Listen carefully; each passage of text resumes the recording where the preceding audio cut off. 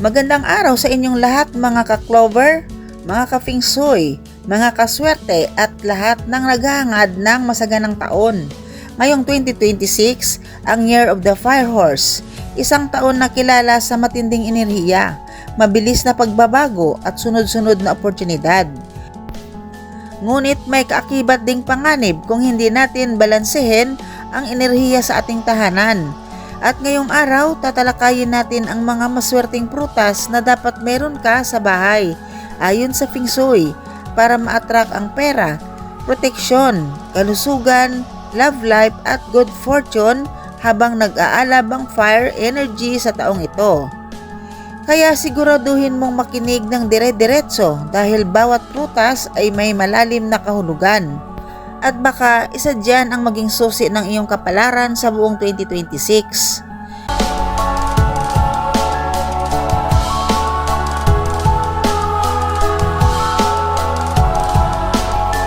Number 1, orange, hari ng kasaganahan at protection. Sa Feng Shui, ang orange ay simbolo ng golden luck, pera at tuloy-tuloy na biyaya. Ngayong Year of the Fire Horse, ang orange ay lalo pang nagiging makapangyarihan dahil natural na may yang energy, masigla, maliwanag at magaan sa pakiramdam. Bakit maswerte? Nag-a-attract ng wealth energy, pangtaboy ng malas at bad spirits, pampaganda ng daloy ng pera sa tahanan.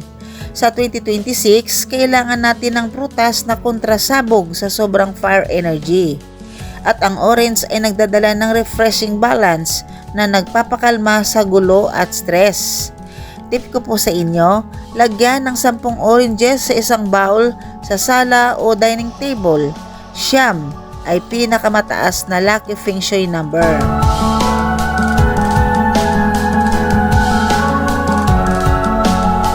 Pangalawa, mansanas o red apples, kapayapaan at proteksyon sa away.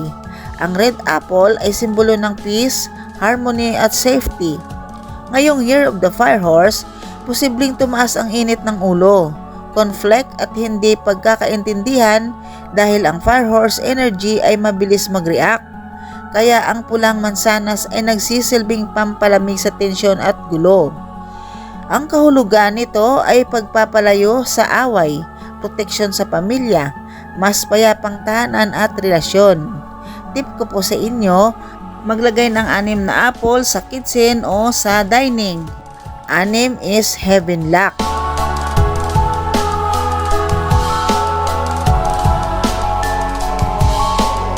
Pangtatlo, ubas, simbolo ng pagpaparami ng kayamanan. Ang ubas ay traditional Feng Shui symbol ng continuous wealth dahil ito'y maraming bunga at tumutubo ng madami.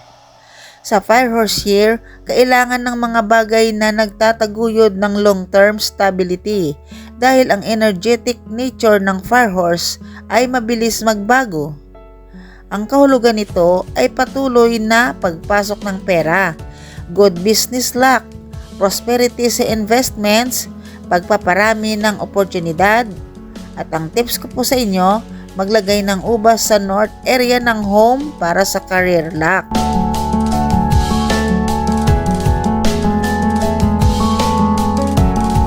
Pang-apat, pinya, simbolo ng biglaang swerte.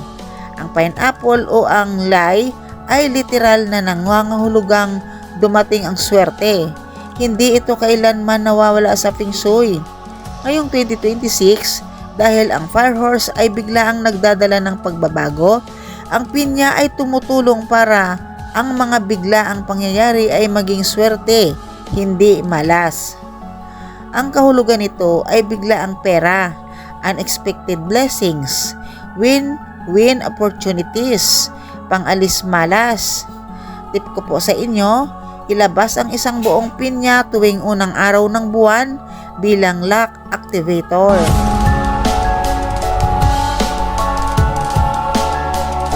Panglima, pomelo, paglilinis, proteksyon at health luck.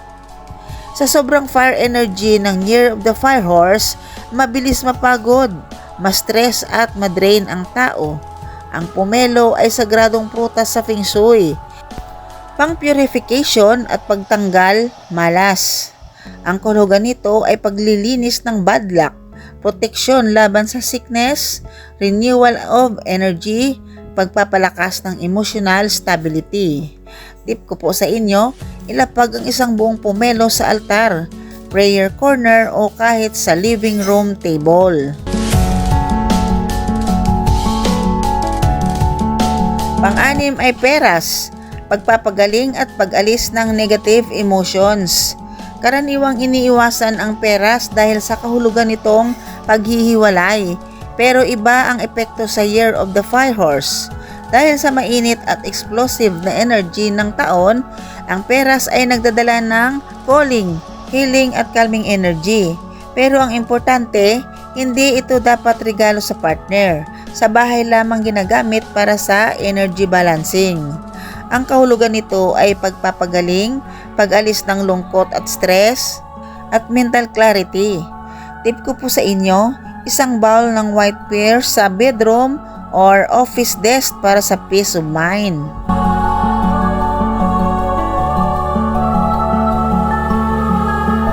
Pang-pito, mandarin, swerte sa love at relasyon. Kung naghahanap ka ng love o harmony sa partner, ito ang prutas para sa iyo. Ang mandarin ay romantic luck fruit at sa Fire Horse year kung saan mataas ang emotional swings, kailangan mo ng prutas na nagbabalance ng love energy. May kahulugan ito ng romantic luck, good communication at stable relationships. Tip ko po sa inyo, mag-display ng pares ng mandarin lagi. Dapat dalawahan.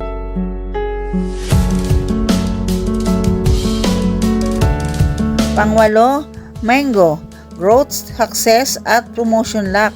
Ang mangga ay hindi lamang masarap, ito ay prutas na simbolo ng success energy. Sa 2026, maraming taong aangat sa karir dahil sa rapid fire opportunities. Pero maraming tao rin ang masusunog dahil sa pagod at pressure. Kaya ang mango ay perfect, nagbibigay stabilizing effect sa ambisyon.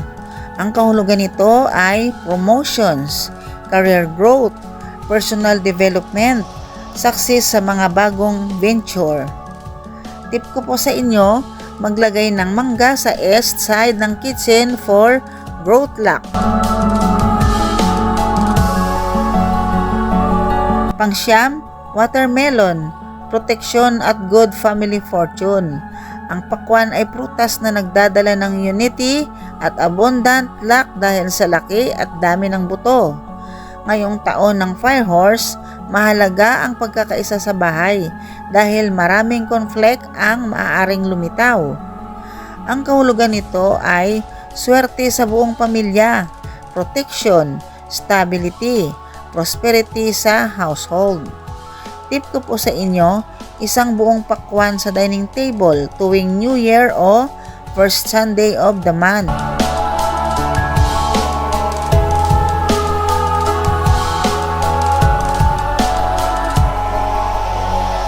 Pang-sampu, dragon fruit, power, courage of fire harmony. Dahil fire ang taon, kailangan mo ng prutas na hindi kontra fire pero hindi rin nagpapalakas ng malas. Ang dragon fruit ay may balance yin, yang, power energy kaya't napakahusay nito ngayong 2026.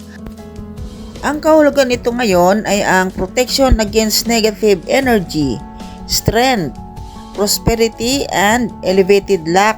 Tip ko po sa inyo, kumain ng dragon fruit tuwing Monday para sa weekly luck activation.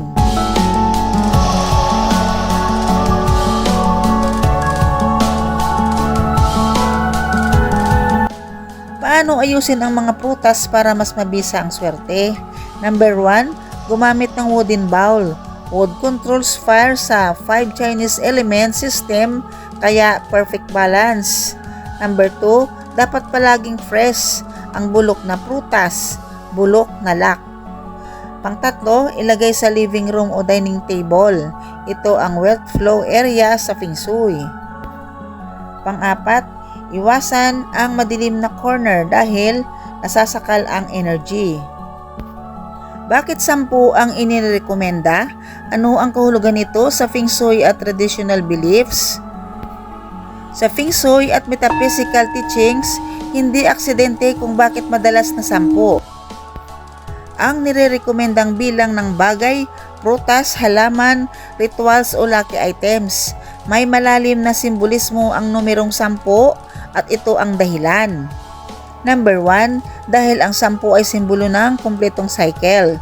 Sa Chinese metaphysics, ang 1 hanggang 9 ang bumubuo ng energy cycle.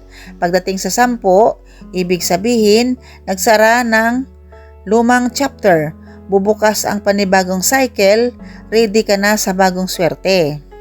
Sa madaling salita, ang 10 ay sign ng completeness. Pangalawa, ang 10 ay heavenly protection number. Sa Feng Shui numerology, ang 10 ay kinikilalang numero ng heaven luck, universal blessings, divine completion at full potential. Number 3, pinakamadaling bilugin ang listahan sa perfect balance. Sa energy work, ang 10 ay may perfect symmetry. 5 yin plus 5 yang, harmonic balance. Soft plus strong energies working together. Ito ang dahilan kung bakit ang karamihan ng Master Feng Shui's books at ancient list ay naging nasa 10 items, 10 rituals, 10 symbols at iba pa. Pang-apat, ang 10 ay numero ng reset at bagong simula. Ang Fire Horse Year 2026 ay taon ng biglaang pagbabago, mabilis na pangyayari, emotional at financial shifts. Pang-5, sa psychology at storytelling, 10 ang pinaka-perfectong bilang. Kaya pati modern creators, vloggers, writers, at mentors mahilig sa top 10 dahil hindi nakakalito, hindi masyadong mahaba, hindi kulang, madaling tandaan, or visually satisfying sa viewer. Kaya ang 10 ay natural na complete list sa utak ng tao. Pang-6, sa numerology, ang 10 ay 1, new beginning. Ang 0 ay infinite potential. Ito ang pinakamalakas na kahulugan. 10 equals 1 plus 0. Bagong simula plus walang limitasyon. Infinite new opportunities. Kaya kung rekomendasyon ng Feng Shui Master o Swerte Guide, ginagamit nila ang 10 dahil isa ito sa pinakamalakas na auspicious numbers. Kaya halos lahat ng listahan kung napapansin nyo para sa swerte, Feng Shui, love, money o rituals ay madalas naka-top 10 para kompleto ang energy cycle. Ngayong papalapit na ang 2026 Year of the Fire Horse, tandaan, sa isang taon ng mabilis na pangyayari, bigla ang pagbabago at matinding fire energy. Ang tamang mga prutas ay maaaring magsilbing proteksyon, gabay at magnet ng swerte. Hindi man ito kapalit ng sipag at tamang desisyon, ang mga maswerteng prutas na ito ay nagsisilbing energetic amplifier para mas maging makinis, masagana at mas ligtas ang biyahe mo sa taong puno ng apoy. Kaya kung gusto mong tawagin ang swerte, ayusin ang prutas mo, ayusin ang enerhiya. At pagdating ng 2026, handa ka nang salubungin ang kasaganaan. Maraming salamat sa panonood at pakikinig. Huwag kalimutang mag-like, mag-comment at mag-subscribe para sa iba pang Feng Shui at swerte tips. Hanggang sa susunod na vlog, mabuhay, maging maswerte at pagpalain ka sa Year of the Fire Horse.